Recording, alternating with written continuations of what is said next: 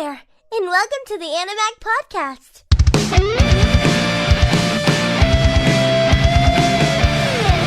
Hey, and welcome back to Animag, the #1 anime podcast in the galaxy, baby. It's true. And I'm your host, Asylum, sitting here with Domicus. And we're back to reviewing some Orange. This is going to be episode 8 of the show that we're reviewing, and this is episode 13 of our podcast. Pretty good episode. It was, even though there was only like a little bit that was major. Yeah, just maybe like 2 to 3 real notable and important moments, but I'll tell you what really did it in for me. The bitch was not in it. That's true. The bench was, but not the bitch. The bench was there, but not the bitch. It just makes for a more enjoyable episode when you don't have to see her bullshit.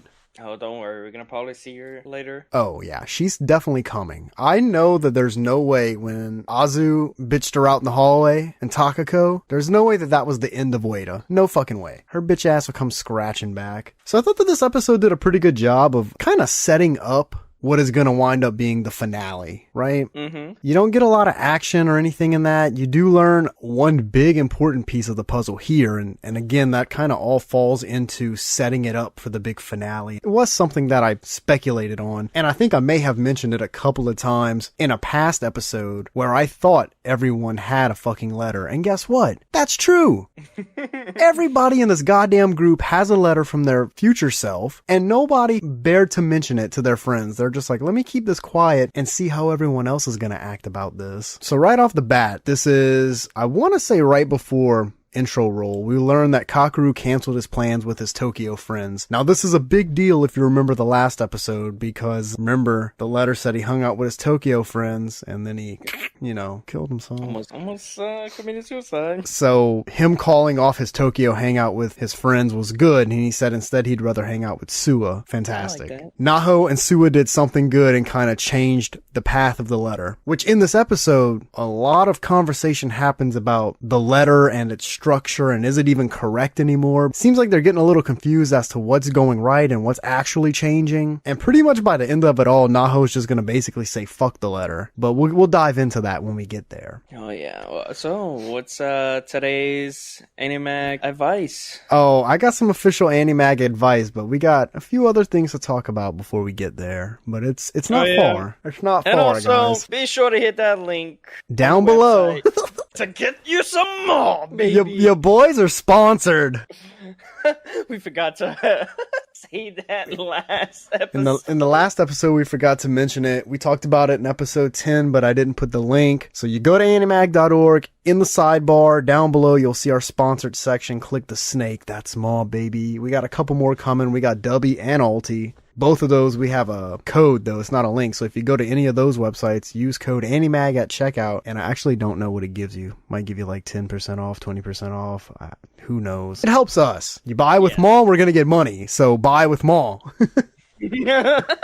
Oh, and also, Malt is doing something where if you buy one tub, you get one free. Buy one, get one free, baby. You're going to be up for weeks. Hell yeah. Oh, and if you're wondering what flavor you should go with, I would say Blue Buzz. I find for like a lot of these drinks, any of the blue ones are always good. I haven't come across a bad blue one yet. So after the intro roll, it starts off with Takako and Azu straight up asking Naho if there's something she's hiding from them again. And then she confesses that she wound up telling Kakeru how she felt. And Azu says, congrats, you got yourself your first boyfriend. And then Naho in her head is like, we never said anything about becoming boyfriend and girlfriend. And that's going to come back into play later when we see Kakeru in the hospital, because this dude fucking passes out at a soccer practice. Yep, which is like thinking, oh shit, is he trying to commit suicide by not eating? Yeah, did he starve to death on the soccer field in the middle of practice? Naho hasn't made any of Kakeru's lunches, so that could be true. Why. She did cut that out. And I'm going to say that in this episode, Azu and Takako really started to get annoying with the whole, like, is there anything else you want to tell us? Is there anything that you're hiding from us? And it's all because they had a letter too, and I guess that they were really trying to probe for that information. Yeah. After the whole boyfriend thing, Takako's still kind of like, well, you sure there's nothing else? And then right here in my notes, I'm like, does she have a letter also? Question mark. And guess what? The bitch did. Right before Naho can say anything, because I think right here she might have come clean if she had enough time. This is where we see Kakeru face down around in the soccer field. And then he's in the hospital, just claims that he got dizzy, like no big deal, right? Dude, that heat'll do it to you. And then Azu says that he needs to be more careful so he does not worry his girlfriend. And Kakeru's like, what do you mean girlfriend? He goes,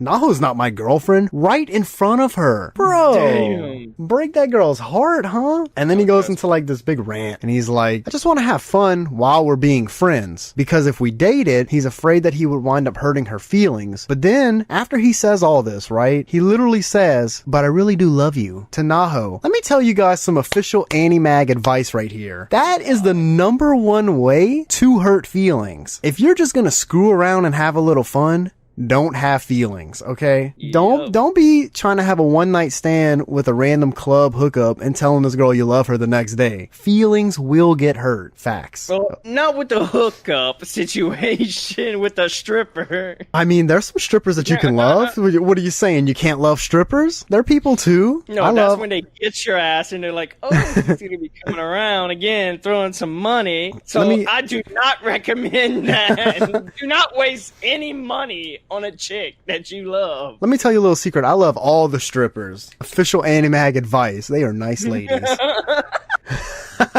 Now, if it's a best friend, I would agree, but not to a freaking stripper. Bro, why not? This is all like happening in the hospital too, by the way, to jump back on track. And Naho's also a little worried about dating because she said she's afraid if they date that the future might change even more and that they might not be able to save him. Didn't in a previous episode they mentioned that the future couldn't change? I think they got into it a little bit in this episode. I might have taken some notes on it, but I remember them saying in a past episode that the future could not be changed at all. Only the future of the present. Talking about the teacher? Like, yeah, it would make its own parallel world. I think that's what they were trying to say here, just wasn't super clear. Like, the future that won't be able to be changed is in a parallel universe, but the future that's here in the present day that will come shortly can be changed, I guess. Again, that goes back to like the one thing I'm really gonna knock this show for, is just not being clear on stuff like that. You really have to have a deep understanding for it, because if you just rely on the show, you're gonna be a little confused. Yeah. And then after this, guess where Naho and Suwa are sitting? On a bench. Here we go. And Suwa's he's starting to get a little deep right here because he's talking to Naho and he's asking if his letters were even accurate because he couldn't go through with what he needed to do for it. Then he says that there must be a whole new future, but just in their world. So that's what I was saying, where right here, if you take that into a special context, it'll help you understand that parallel universe thing. Yeah. The future's changing, but only in their universe. The parallel universe where the letters came from can't be changed, is how I'm kind of figuring this out in my head. But I think what Naho wants to do is save Kakeru in their time and in the future. I think so also, but I don't think she can save him in the parallel future. She can only save him in her current future. Yeah. In present day. So, I don't know. It's a little scuffed in that aspect. Hopefully that ends up getting cleaned up towards the end, but we're kind of bucking the end of the show. We got 5 episodes left, so they better start doing some work. We all know that you're all hyped up for freaking Rent-A-Girlfriend. I mean, honestly, at this point, yeah, I could kind of give a shit less about Orange, but we're here to do a job, so we might as well fucking do it. That way, it's out the way and it's done, and everyone said this is Animag's rating. Let's hop into Rent-A-Girlfriend.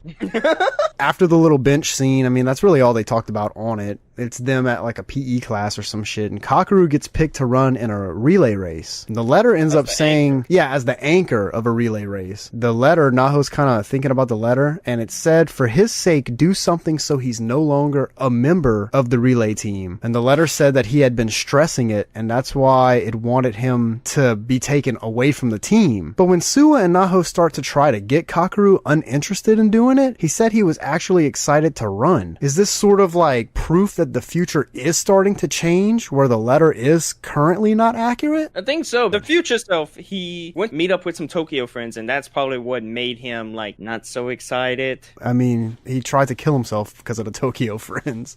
Yeah, true.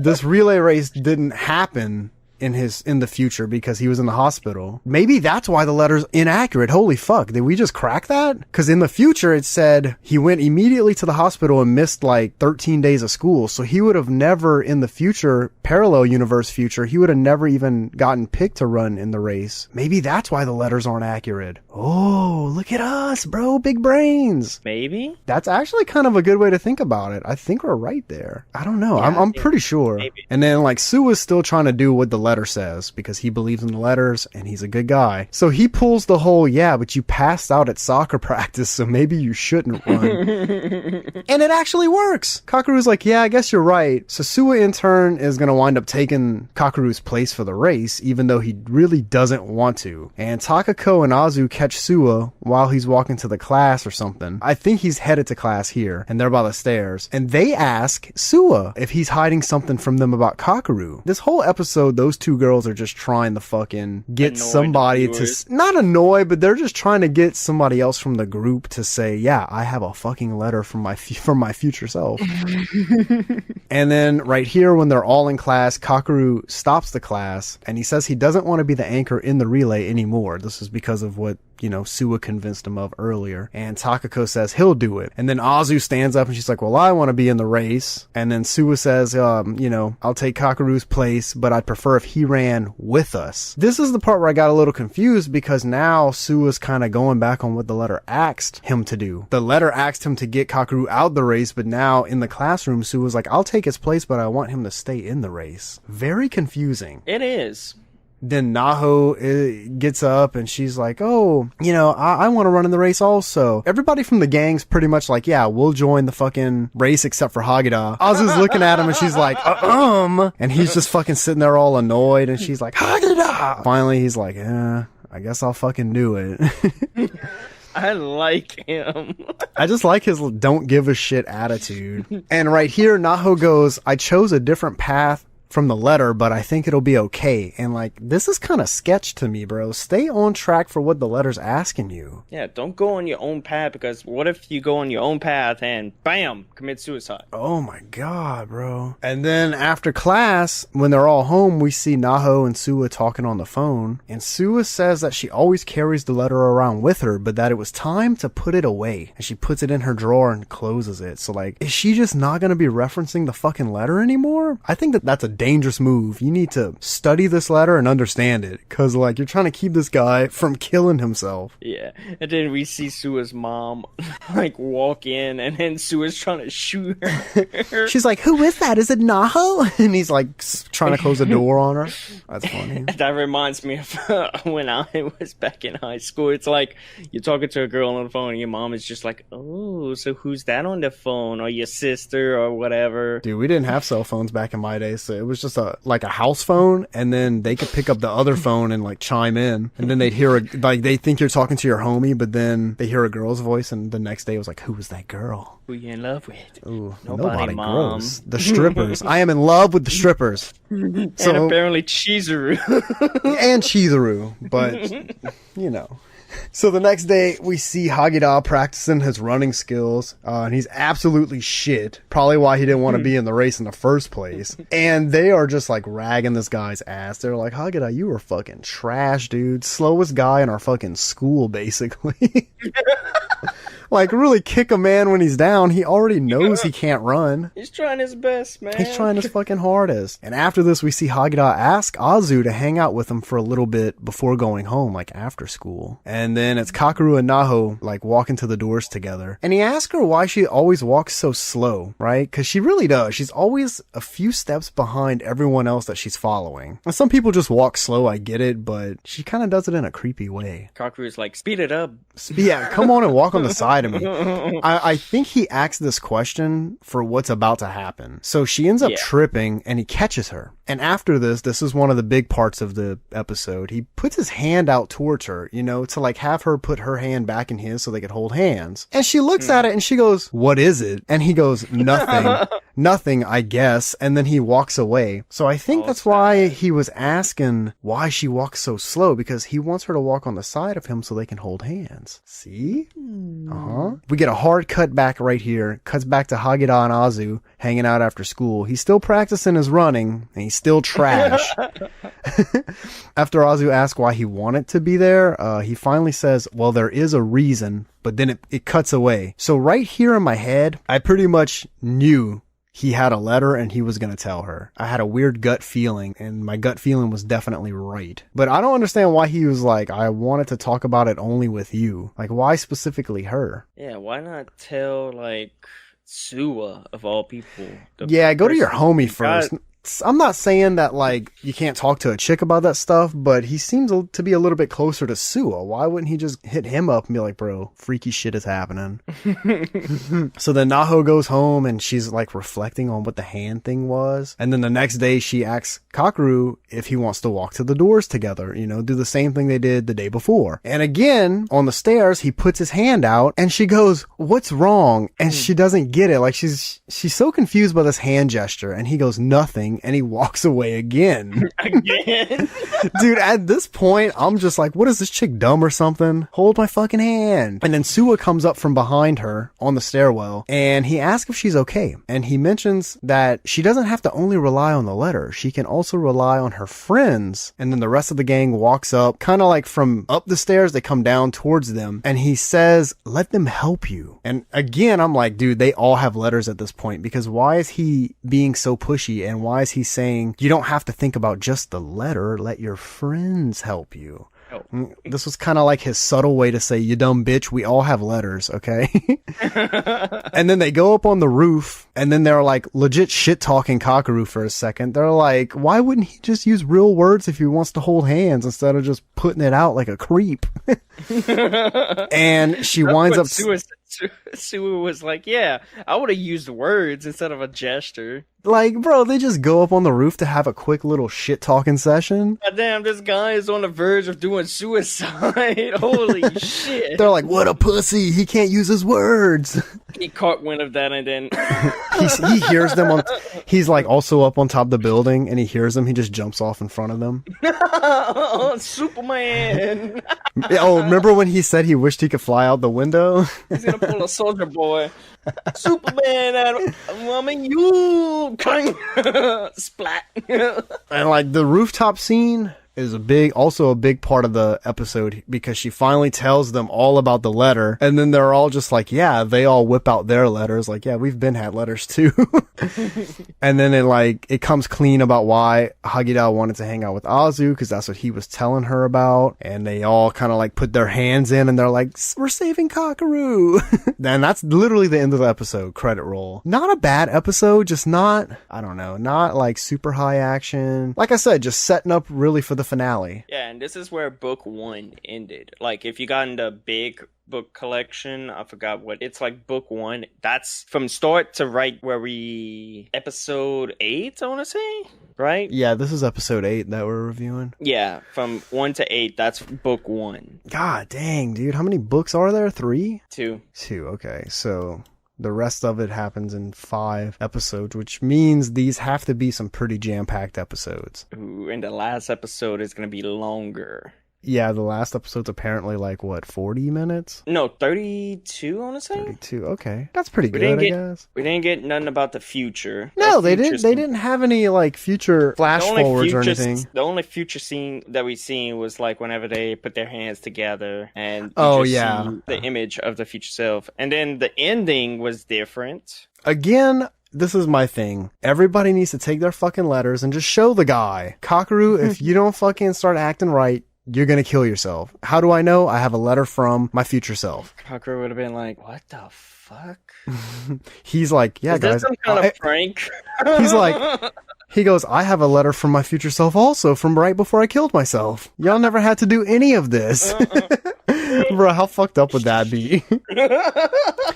He writes a suicide letter to his to his self, sends it back, and he's like, look, just don't kill yourself. It's not worth it. But I'm going to do it here in this multi-universe. That's fucked up.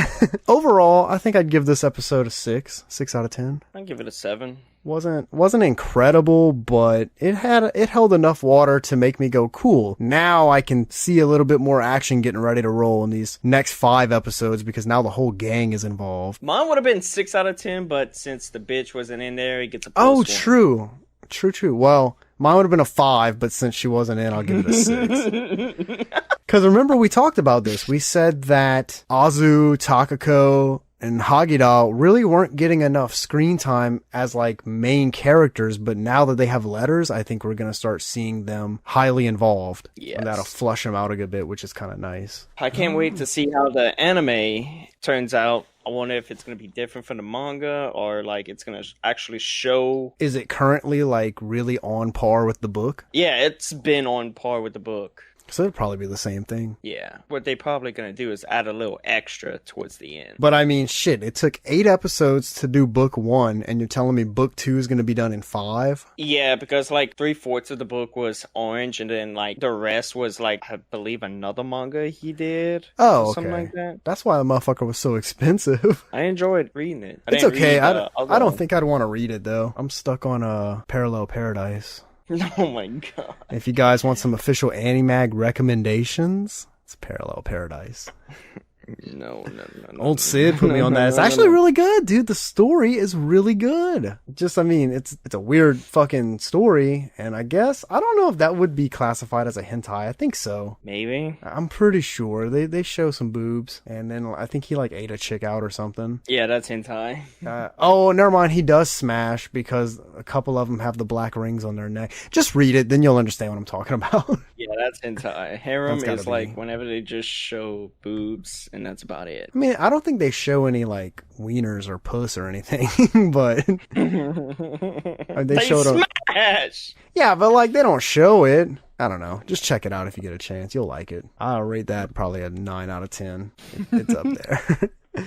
Also, before we go, man, I started working on Animag Radio. If you haven't already seen it at the bottom of the page, so scroll all the way down. There's a little music player. Click play and enjoy. Play some pretty good shit all day. We got a couple haters like Yazay hating on the music choice, but well, when me and you listened to it earlier, yeah, it was playing good music. It's a fucking radio station. What radio station do you know that you could get in your car good music all day from start to finish? You're gonna have bad songs or just songs that you don't like play, but just cause like you don't like it doesn't mean someone else doesn't like it. So far we've had an average of like 30 listeners pretty much at all times on there, so fuck it, it's good. And I'm trying to do another page where it's just a player, maybe like a chat room where we could hang out if you just get bored, but I might actually end up scratching the chat room and it's just a player. I don't know yet, just tinkering with those ideas. And then there's also a potential secondary podcast coming to Animag, so keep your eyes peeled for that. Got a lot of work to do there. So is there any anime that you are watching on the side, or are you just watching Orange? I had started one, I think it's called How to Raise a Boring Girlfriend. Never heard of that.